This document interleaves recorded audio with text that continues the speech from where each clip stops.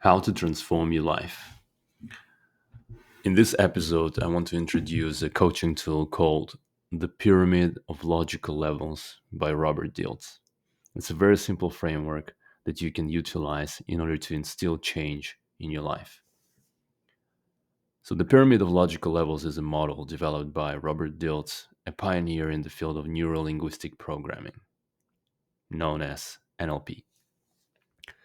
The pyramid is a hierarchical representation of the levels at which change can occur in an individual. And this is probably my favorite tool in my coaching toolbox, and you'll understand how the pyramid works as we continue, so let's just dive in. Take a piece of paper and draw a triangle, a pyramid.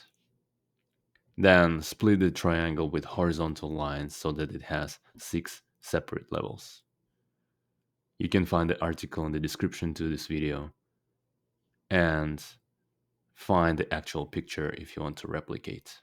Or you can just Google the Pyramid of Logical Levels by Robert Dilts and find the picture.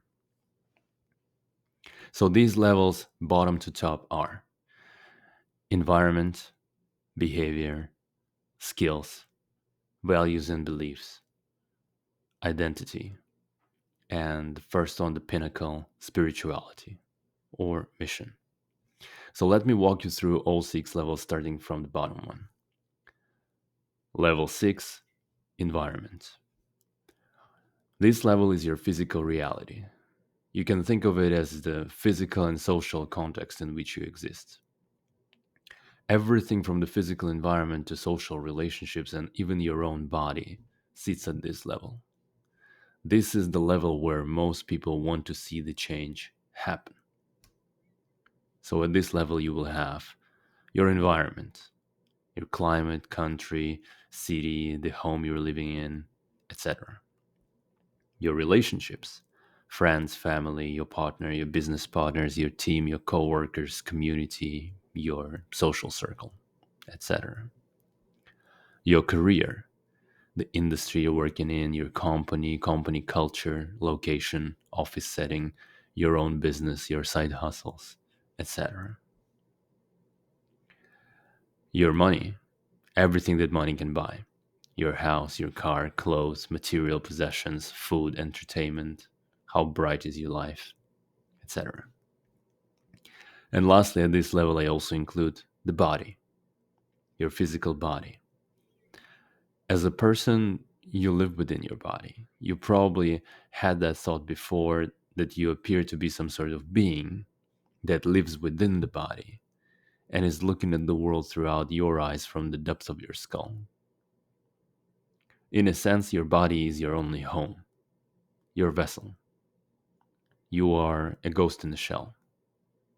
Consider any goals related to the physical changes in the body, such as getting in shape, to also be at this level.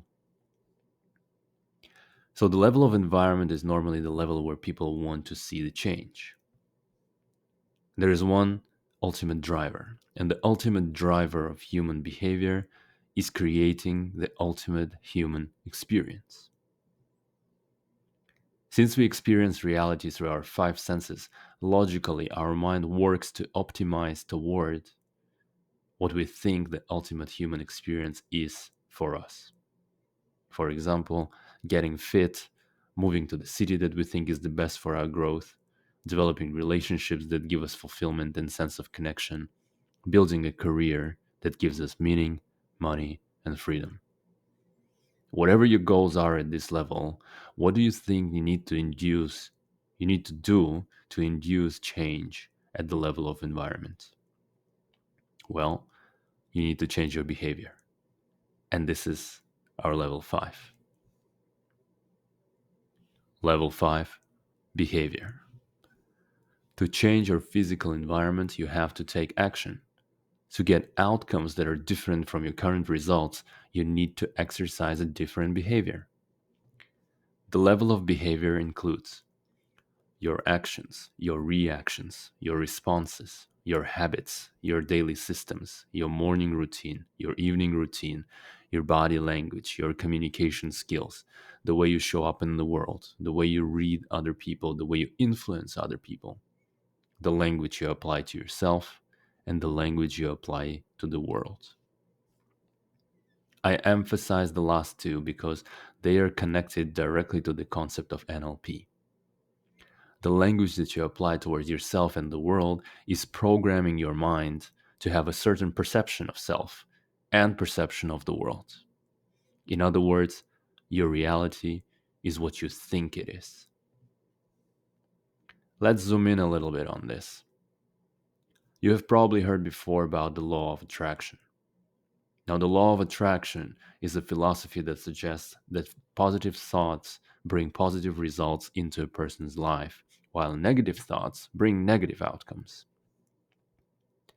And this is true to an extent, but most people misunderstand how exactly this law should be applied in their lives. Well, first, you don't experience reality. However, what you do experience is your own thoughts. Then it gets very simple, really. Think good thoughts, have a good time inside your mind. Think negative thoughts, have a bad time. Second, your thoughts elicit your emotions. Driven by your emotions, you make decisions and take action. Some emotions lead you to a decision to not take any action. Both taking action and not taking action lead to certain outcomes. And this is where we can introduce another, more practical law, the law of action. And the law of action requires that you do something to manifest the things that you want. So, what are the implications for you? To be equals to do. To have different outcomes, you have to take different actions. But what is limiting our ability to take action or exercise the desired behavior? This is our next level, your skills. Level 4, skills or capability. You can only exercise the behavior if you have the skill or capability to do it. Obviously, you cannot exercise the behavior if you don't have the skills. For example, you can't make an app if you don't know how to code. The range of actions or behaviors that you can exercise is limited by the scope of your skill set. So, this level represents an individual's skills and abilities. It includes things like knowledge, expertise, competence, hard skills, aka technical skills, soft skills, aka foundational, human, and transferable skills. So, what are the main implications for you at this level? Number one, self awareness is of absolute importance. It is important to understand what skills you have, what skills are underdeveloped, and what skills you need to acquire to manifest the desired reality. Please note, when I use the word manifest here, there is no metaphysical connotation to it. Manifesting simply means taking action in order to change the physical environment. Number two, awareness of your skill gap will drive your skill acquisition strategy. After you have completed your full skills audit and identified the skill gap, you can start building your learning plan. Ask yourself, what are the capabilities that you need to acquire that stand between you and your vision? Number three is a knowledge related implication. We don't know what we don't know. Your current understanding is limited by your current knowledge about everything, about yourself, about others, about how the universe truly works. And no one knows the truth about the universe. The whole knowledge of humanity, science, is only an approximation. Thinking that you know how the world works is the first indication of ignorance. We don't know what the objective reality is. We only build our own maps of reality that help us to navigate this life. And this brings us to implication number four. Four, the map is not the territory. Everything you know as truth is true only for you. Ironically, the more knowledge you have, the more you realize how little you know about reality. Implication number five, and the danger that is hidden within it, goes as follows. Number five, believe in your map long enough, and your map will become the territory. You see the world not the way it is, but the way you are. The universe is neutral, it's neither bad nor good. It will just confirm for you through your experience all the things that you believe are true for you. But I digress. What did we understand so far? Your environment is shaped by your behavior, or actions that you take, or actions that you don't take. To have the results you never had, you need to exercise a new behavior. And lastly, the scope of the behaviors that you can exercise is limited by the scope of your skills. So the question is, how do we acquire skills? And this is where things start to get really interesting. Level 3, values and beliefs. If you're looking at the image of your pyramid, you can see that this level is split with a diagonal line into two parts: values and beliefs. Or if this is something that you're doing right now, you can split this level in half. So this level represents an individual's underlying beliefs and values, which shape their perceptions and interpretations of the world. Now, here are some main principles to note at this level. Number one, your values drive your behavior. In life, we only do things that we see as important. If it is not important for us, we will be avoiding doing it. For example, we all know that I don't have time is just an excuse. You find time for everything you find important. If you're not doing it, it's just not important enough to be prioritized. Number two, your values drive your skill acquisition.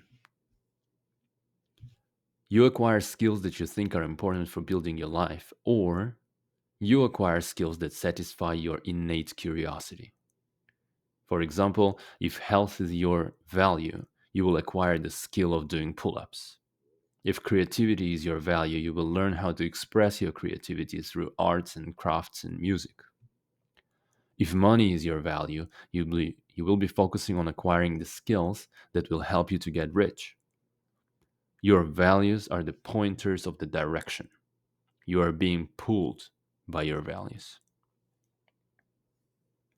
Number three, you will be living in alignment with your values and exercising the corresponding behavior to acquire the important skills, unless you are blocked by limiting beliefs. You will not be taking the right action, even if you know what the right action is, if you are blocked by a limiting belief. For example, job hunting.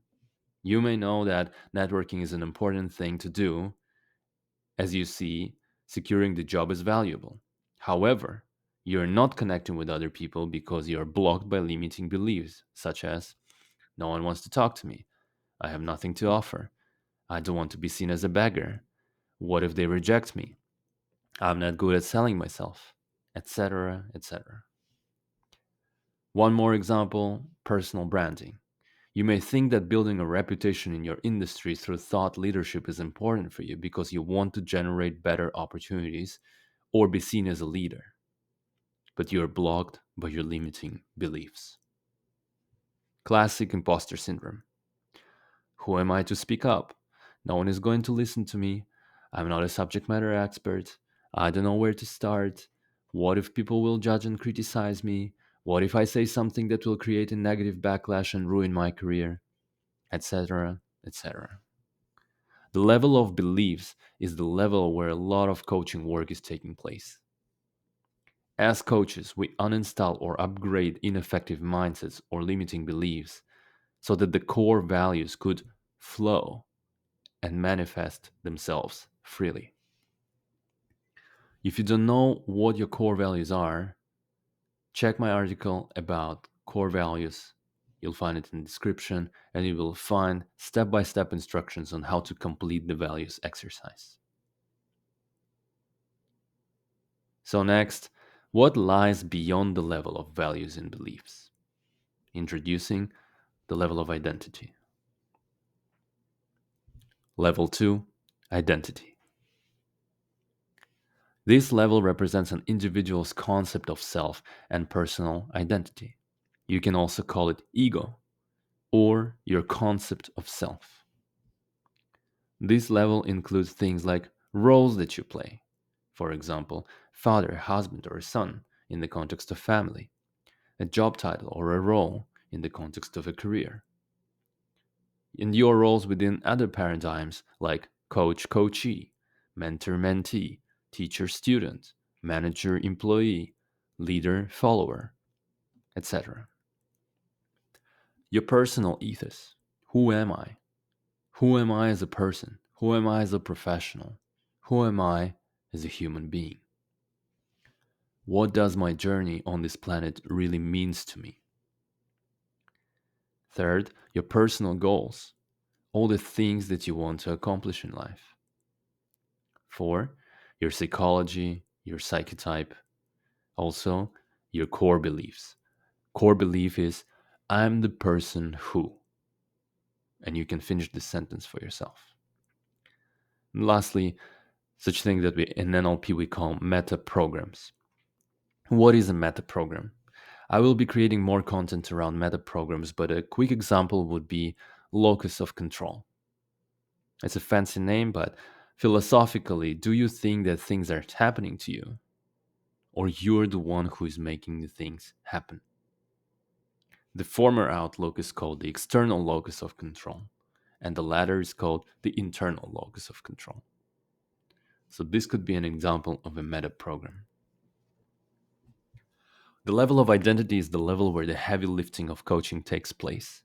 Working on core beliefs or re engineering the identity is always hard, focused work.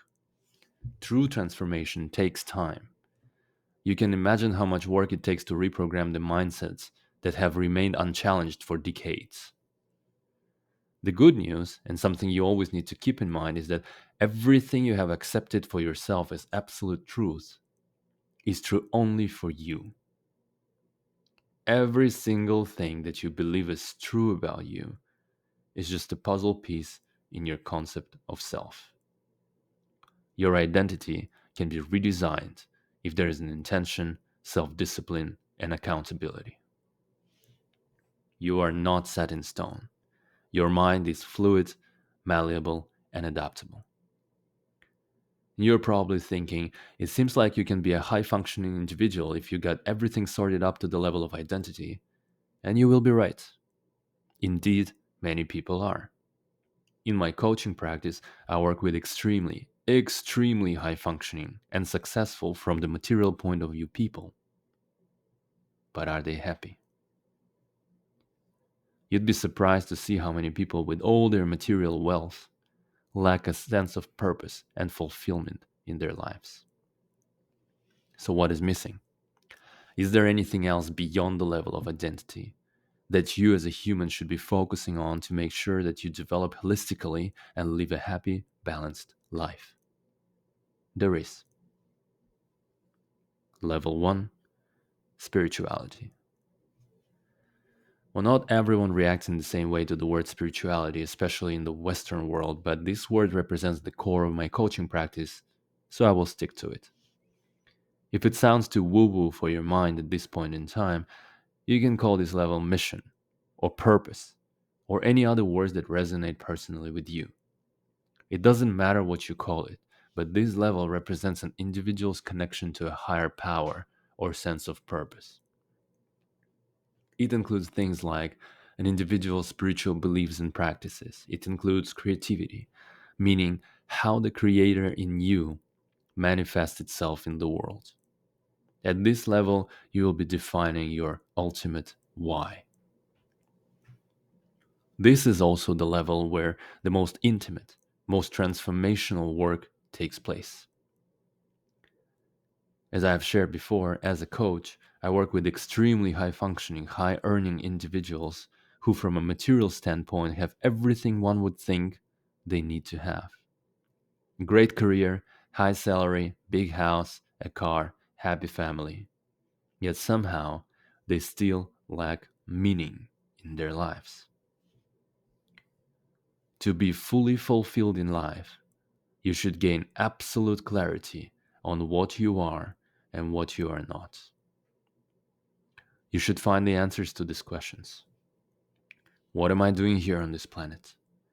What is this all for? What is the purpose of this journey? And the truth is harsh but simple, really. Life has no meaning. No one cared about you before you arrived here, and 3 generations after you're gone, no one will. And the thought of it might be scary, but think of it deeply enough and it will liberate you. The only meaning of life that you can have is the one that you generate for yourself. There is no reason not to leave playing the games that you want to play, as long as you remember that it's all just a game, and one day your mother will call you home. There is no reason not to build things you want to build with the people you love and solve the puzzles that entertain you, bring you joy, and hopefully serve others. There is nothing noble about shrinking and not living your life, squeezing it like a lemon to the last drop, taking your absolute maximum out of it, realizing your full potential as a human, and arriving to the point of your death as a fearless being with zero regrets about how this life was lived. It is only through answering our calling that we can fulfill our life's mission. It is only through service to others that we can achieve self actualization. Now, let's talk about how to use this tool. If you can hire a coach, hire a coach. And I can give you 100 reasons why everyone needs a coach, but I will give you only one, the main one. The only frame of reference that you have and ever had is your own mind. Your mind is all you have ever known. This is all you will ever know. And this is the only place you will ever live in. On top of that, psychology research claims that only 5% of what we do is conscious. Everything else happens in the background, in our subconsciousness. Because all your thinking is happening within your thinking mind, it is very hard to get out of your head. Even if you practice meditation and learn how to quiet your ever buzzing mind, it is still extremely hard to challenge your core beliefs and pressure test the aspects of your identity that you have just accepted as truth. Things that are so deeply integrated into your concept of self are impossible to detect. You don't know that the thing is there because it has never been brought to the light of your awareness, meaning no one was ever there for you to point at it. If you don't meditate, if you don't journal, and have very little time you spend in solitude, chances are it will be very hard for you to grasp the fact that the thinking can be stopped. I will take it even further. It is absolutely impossible to see the gaps in your logic and deficiencies in your thinking if thinking is all you do all day long. Incessant thinking is the disease of this age. All problems arise because people don't know where is the off button on their minds. I can show you. Spirituality is not woo-woo. Spirituality is the only way to freedom. Now here's a little Matrix reference for you, and let this be the signal that Morpheus sends to you over the internet. I'm trying to free your mind, Neo, but I can only show you the door. You're the one that has to walk through it. If you can see the signs in your life that you're ready to wake up, if you know that you can let the Matrix have you no longer, If you know that remaining the same is no longer an option, I can show you how to write your own code. You can be the master of your mind, not its slave. Everyone deserves to be free. You deserve to be free. Find your purpose, design a vision, engineer your identity, burn everything that is not true about you to ashes, gain clarity on your values, work on your beliefs, acquire the skills you need to manifest your vision, build systems, take systemic action, change your environment, transform your life. Okay, last words. If you think, these things got deep very quickly, well, this is pretty much the reaction of all my clients on the first call. And during the call, we sometimes cover logical levels, but I figured I will just capture everything in one pot. Feel free to use this framework and share it with someone who is going through a change. Even if you are not working with a coach right now, you can benefit from using coaching tools in your life. I will be creating more tools and exercises and sharing them with the world. And I hope this helps you in your journey. Peace.